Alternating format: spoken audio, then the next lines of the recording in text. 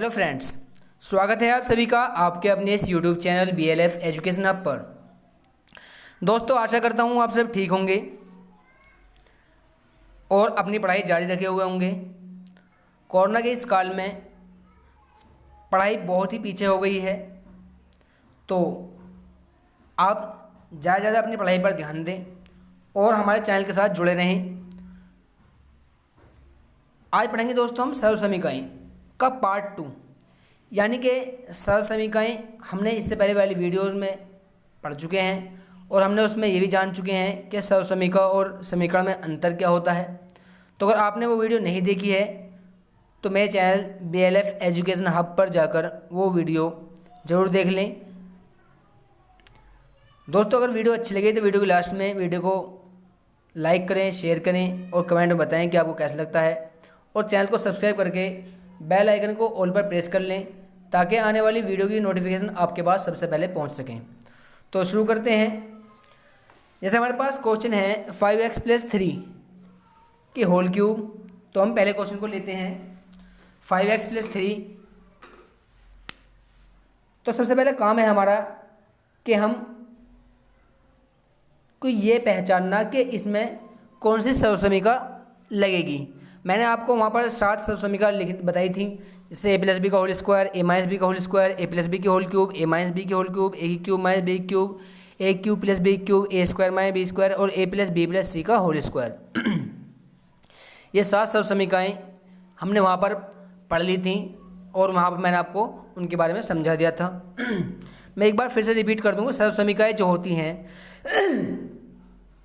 सरल समीकरण किसी भी मान के लिए, यानी चर का कोई भी मान हो, उनके लिए सत्य होती हैं। यानी कि चर के a और b के कोई भी दोनों मान रखो तो उन दोनों मानों के लिए, जैसे इसमें हमारा फॉर्मूला है a + b की होल क्यूब = a की क्यूब + b की क्यूब + 3ab और ब्रैकेट में a + b। तो अगर मैं a और b की जगह इस सरल समीकरण में कोई भी दो मान रखूं चर के, तो हमेशा इन दोनों का लेफ्ट हैंड, जो हमारी लेफ्ट हैंड साइड है और जो राइट हैंड साइड है, हमेशा ही हर मान के लिए इक्वल आएगी हमेशा। तो यही, और जो हमारी समीकरण होती है वो किन्हीं निश्चित मानों के लिए सत्य होती है केवल, यानी कि उसमें किन्हीं निश्चित मानों को रखकर ही हम लेफ्ट हैंड साइड और राइट हैंड साइड को बराबर ला सकते हैं। वो सभी मानों के लिए सत्य नहीं होती। यही इन दोनों में अंतर होता है, डिफरेंस होता है। तो हम देखते हैं, पहला क्वेश्चन हमारा 5x + 3 की होल क्यूब है। तो हमें सबसे पहले पहचानना ये होगा इसमें फॉर्मूला कौन सा लगा है, यानी कि सरल समीकरण कौन सी है, और दूसरा कि इसमें a और b की वैल्यू कितनी है। तो हमारा इसमें ये तो पता लग गया कि प्लस बीच में प्लस है और ऊपर घात 3 है, तो बीच में प्लस ऊपर घात 3 केवल इसी फॉर्मूले में है। तो सबसे पहले प्लस से पहले वाला क्या है, यहाँ पर a है प्लस से पहले, तो यहाँ प्लस से पहले क्या है 5x, तो इसका मतलब a की वैल्यू होगी हमारे पास 5x। प्लस के बाद क्या है, यहाँ पे b है, प्लस के बाद यहाँ पे 3 है, तो b का मान कितना हो गया हमारे पास 3। घात को छोड़ के किसी भी क्वेश्चन में, कोई सी भी क्लास में पहला मान हमेशा a का होता है और घात को छोड़कर जो दूसरा मान होता है वो b का होता है। अब बिल्कुल सेम टू सेम a की वैल्यू 5x और b की वैल्यू 3 इस फॉर्मूले में रखते चले जाओ। तो देखो जरा, a की क्यूब यानी कि 5x की क्यूब, हमने a हटाया यहाँ से, a की जगह हमने प्रतिस्थापित कर दिया, यानी सब्स्टिट्यूट कर दिया किसे, 5x को। घात 3 ऐसे के ऐसी, प्लस का निशान बिल्कुल सेम ऐसे ही। b की वैल्यू कितनी है 3, तो b हटाया और यहाँ पर 3 रख दिया, क्यूब प्लस 3। उसके बाद a की वैल्यू कितनी है हमारे पास 5x, और मैंने बताया था आपको कि अगर दो के बीच में कोई निशान ना हो, दो संख्या हो या दो कोई चीज़ लिखी हुई हो आपस में, तो उनके बीच में कोई चिन्ह ना हो, कोई साइन ना हो, तो वहाँ का ये साइन होता है मल्टीप्लाई का, यानी कि गुणा का चिन्ह होता है। तो 3 और a के बीच में कोई निशान नहीं है तो गुणा का निशान है, a और b के कोई निशान नहीं है तो गुणा का निशान है, और b की वैल्यू कितनी है 3। फिर समझ लीजिए एक बार, ये 5x है यहाँ पर। a का मान 5x की घात 3 हो गया हमारे पास, b का मान 3 रखा तो 3 की घात 3 हो गया, प्लस 3 गुणा a का मान 5x गुणा b का मान 3, और ब्रैकेट में a + b, यानी कि a का मान 5x और प्लस b का मान 3। अब देखते हैं आगे हम 5x की घात 3 का मतलब क्या है दोस्तों। 5x का मतलब है कि 5x को 5x में 3 बार लिखो, क्योंकि हमने इससे पहले वाली वीडियो में घनमूल के बारे में पढ़ा है और घन के बारे में पढ़ा है। तो घन क्या होता है किसी का भी अगर घन निकालना हो यानी कि घात 3 निकालनी हो तो हम उसी में 3 बार मल्टीप्लाई करके उसे ज्ञात कर सकते हैं। जैसे 5x की होल क्यूब है यानी कि 5x का घन है, तो 5x की 5x में कितनी बार 3 बार गुणा। तो हमें संख्या गुणा संख्या में होती है। देखो 5 की 5 और 5 पंजे 25 और 25 पंजे 125। उसके बाद जब हम x की x में करेंगे तो मैंने बताया था कि आधार यानी कि बेस सेम होने पर पावर ऐड हो जाती है, यानी कि आधार एक जैसे होने पर गुणा में घातें जुड़ जाती हैं। तो एक घात इस पर हर किसी पे एक घात होती है, ये आपको पता होना चाहिए। नहीं बताया तो ध्यान रख लीजिए। अगर मैंने लिखा y तो y के पास एक घात है पहले ऑलरेडी, तो हर किसी के पास एक घात होती है। तो यहाँ पर x की घात 1, x की घात 1, x की घात 1, तो x की घात होगी यहाँ पर हमारे पास 3, तो 125 घात 3। अब लेंगे हम 3 की घात 3 का मतलब क्या है 3 गुणा 3 गुणा 3, यानी कि 3 तिया 9, 9 तिया 27, तो प्लस 27 हो गया।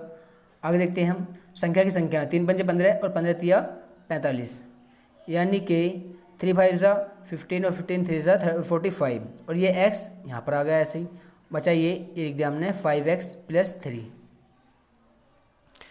आगे देखते हैं थोड़ा 125 x की घात 3 ऐसे ही प्लस 27 ऐसे ही यहाँ पर। अब हम क्या करेंगे 45x इसके साथ मल्टीप्लाई में लिखा हुआ है तो हम मल्टीप्लाई कर लेंगे। संख्या की संख्या में 45 की 5 में, तो 5 पंजे 25 हासिल 2, 5 चौक 20 और 2 22, और x की x में तो x की घात 2। एक बात ध्यान रखना, जब भी हमें किन्हीं दो संख्याओं की या किन्हीं दो स्टेप की आपस में मल्टीप्लाई करनी हो तो उनके सबसे पहले हम चिन्ह की गुणा करते हैं। जैसे हमने प्लस प्लस प्लस कर दिया यहाँ पे अब इसकी गुणा इसमें करेंगे तो पहले चिन्ह गुणा कर लीजिए, प्लस प्लस प्लस। अब 3 की गुणा 3 पंजे 15 हासिल 1, 3 चौक 12 और 1 13, ये प्लस है हमारा, और x यहाँ पर नहीं है तो x ये ऐसे आ जाएगा। तो अब लिख दो इनको घातों के घटते क्रम में। सबसे पहले सबसे बड़ी घात वाला, उसके बाद से छोटी घात वाला क्या है, ये है 225x², उसके बाद से छोटी घात वाला ये है 135x, और उसके बाद 27 है। ये होगा हमारा आंसर। तो दोस्तों अब देखते हैं सेकंड क्वेश्चन। एक बार मैं रिपीट कर रहा हूँ फिर देख लीजिए। सबसे पहले हमें ये पहचानना होगा कि एक फॉर्मूला कौन सा है, यानी सरसमी का कौन सी लगी हुई है। तो हमने देखा पीछे प्लस और ऊपर घात 3 है तो ये वाली लगेगी। तो प्लस से पहला वाला 1 की वैल्यू और प्लस के बाद वाली b की वैल्यू है, रख दिया हमने यहाँ पर। अब हमने क्या करा, बस a की जगह 5x और b की जगह 3 रखते चले गए। उसके बाद 5x की घात 3 का मतलब है 3 बार मल्टीप्लाई करके आया 125x³। 3 की मल्टीप्लाई करी तो 27, इन तीनों को करिए आपस में, 3 पंजे 15 45 आ गया, और ये x ऐसे आ गया यहाँ पर। फिर 45 की इसके अंदर ब्रैकेट में करी हमने गुणा करी तो ये आया, 3 में करी तो ये आया। उसके बाद घातों घटते क्रम में, यानी कि पहले हम सबसे बड़ी घात वाला लिखते हैं, उसके बाद उससे छोटी घात वाला, उसके बाद उससे छोटी घात वाला, उसके बाद 0 घात वाला। ये हमारा आंसर हो गया। तो दोस्तों ये मैंने कुछ क्वेश्चन दिए हैं, ये आपको करने हैं। मैं फिलहाल ये क्वेश्चन और बता रहा हूँ आपको, ये और समझ लीजिए ध्यान से। तो देखते हैं ये वाला क्वेश्चन। तो हमारे पास क्वेश्चन है 1/2 का मतलब है x/2, क्योंकि x से कम x प्लस आ गए 2/3 का y है तो ये 2y/3 हो गया कि होल क्यूब। तो सबसे पहले a की वैल्यू हमारे पास होगी x/2, प्लस से पहले वाली a की वैल्यू, और b की वैल्यू होगी हमारे पास 2y/3। रख दीजिए इसमें फॉर्मूले हमारे पास। तो a की क्यूब यानी कि a क्या है हमारे पास x/2, तो x/2 की क्यूब प्लस b की वैल्यू कितनी है 2y/3, तो ये हो जाएगी क्यूब। देखो b की जगह हमने रखा 2y/3 प्लस का निशान 3 मल्टीप्लाई का निशान है, a की वैल्यू x/2 और b की वैल्यू 2y/3, ये 3 है यहाँ पर। उसके बाद ब्रैकेट में है a प्लस बी। a का मान कितना है हमारे पास x/2 है, प्लस b का मान कितना हमारे पास 2y/3 है। अब देख लीजिए सबसे पहले यहाँ पर x/2 की होल क्यूब का मतलब है कि इसकी 3 बार गुणा, तो x/2 x/2 हम गुणा करेंगे x की x में तो हो जाएगा x की घात 3 और नीचे 2 दूनी 4 दूनी 8, क्योंकि जो भिन्नों की गुणा होती है यानी कि फ्रैक्शन मल्टीप्लाई, उसमें हम ऊपर के ऊपर करते हैं गुणा और नीचे के नीचे करते हैं। तो यह होगा हमारे पास x की घात 3/8 यानी कि x/3/8 प्लस 2y/3 की होल क्यूब का मतलब है कि 3 बार गुणा में लिखो 2y/3 2y/3 2y/3। अब गुणा कर लो 2 दूनी 4 4 दूनी 8 संख्या की संख्या में, और जब y करेंगे तो एक घात इस पे एक इस पे एक इस पे, तो 3 घात हो जाएगी 8 y की घात 3/3 तिया 9 9 तिया 27। आगे देख लीजिए अब यहाँ पे भी भिन्न की मल्टीप्लाई है तो इससे पहले हम इसमें देखो जरा, कुछ कट रहा है तो काट लीजिए। तो कट रहा है 2 से 2 और 3 से 3, गुणा में ऊपर नीचे एक जैसा हो तो वो कट जाता है। अब x की y में करेंगे तो एक्स वाई बचेगा केवल, और अंदर बचा x/2 और plus 2y/3, x/3 x³ 8 plus 8y³ 27 और ये ऐसी रहने दिया हमने। अब इसकी मल्टीप्लाई कर लेंगे अंदर, तो यहाँ प्लस है, जब किसी के सामने कोई निशान नहीं हो तो वहाँ प्लस का निशान होता है, plus plus plus x y की एक्स में, तो एक्स के एक्स में करेंगे तो एक्स की घात 2, वाई तो है नहीं यहाँ पे तो वाई ऐसे आ जाएगा, और 2 नीचे ऐसे ही ऊपर की ऊपर गुणा कर दी।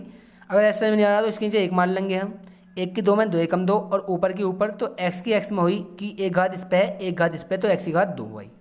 अब एक्स वाई गुणा करेंगे हम अंदर, तो प्लस प्लस प्लस एक्स की तो है नहीं यहाँ पर, तो एक्स तो आ जाएगा ऐसे आ जाएगा ना, यहाँ संख्या है तो संख्या भी ऐसे आएगी, और 2x, और वाई की वाई में होगी तो वाई की घात 2 और नीचे 3 ऐसे ही। तो ये हमारा फाइनल आंसर होगा कि इसमें इस बार घातों के घटते क्रम में लिखा हुआ है, तो ये हमारा आंसर हो गया। मैंने कुछ क्वेश्चन दिए हैं और आपकी बुक में भी होंगे क्वेश्चन, तो उनकी आप प्रैक्टिस कीजिए, क्योंकि प्रैक्टिस से ही मैथ ज़्यादा अच्छा हो जाता है। तो अपने को ख्याल रखें कोरोना से, और अपनी पढ़ाई जारी रखें। वीडियो ज़्यादा से ज़्यादा लाइक शेयर और चैनल को सब्सक्राइब करना ना भूलें। मिलते हैं अगले वीडियो में, तब तक के लिए जय हिंद।